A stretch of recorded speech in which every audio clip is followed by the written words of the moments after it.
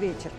Сегодня основатель мира и национального единства, лидер нации, президент Республики Таджикистан, уважаемый Эмомали Рахмон, направил телеграмму соболезнования президенту Российской Федерации, уважаемому Владимиру Путину, в которой говорится: «Уважаемый Владимир Владимирович, глубоко опечален известием о взрыве метана на шахте «Листвяжная» в Кемеровской области, в результате которого имеются значительные человеческие жертвы.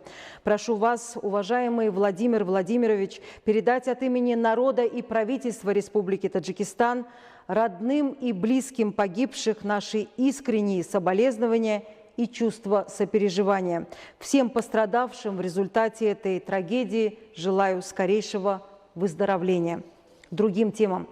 Сегодня председатель Маджлиси Милли Маджлиси Оли Республики Таджикистан, председатель города Душанбе, уважаемый Рустами Эмомали, принял участие в работе 53-й сессии Межпарламентской ассамблеи Содружества независимых государств. Заседание проходило в смешанном формате под руководством председателя Совета Федерации, Федерального собрания Российской Федерации, председателя Совета Межпарламентской ассамблеи Содружества независимых государств Валентины Матвиенко. Согласно регламенту, с поздравительной речью выступили председатель Милли Меджлиса Азербайджанской Республики Гафарова, председатель Сената парламента Республики Казахстан Ашимбаев, председатель парламента Республики Молдова Гроссу, председатель Сената Оли Маджлиса Республики Узбекистан Нарбаева и председатель Милли Генгиши Туркменистана Мамедова.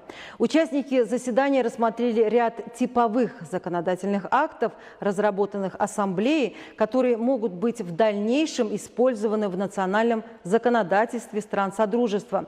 В частности, состоялся обмен мнениями о рассмотрении законопроектов о равном доступе к профилактике, диагностике и лечению ВИЧ-инфекции в странах СНГ, о донорстве органов, об оценочной деятельности, о зерне, рекомендациях по интеграции международного положения о гуманитарном праве в руководствах для вооруженных сил, системе профессиональной военной подготовки и готовности государств-участников СНГ, рекомендациях по сотрудничеству государств-участников СНГ в области цифрового развития, концепции и основах законодательства в области устойчивого развития, по которым приняты соответствующие решения.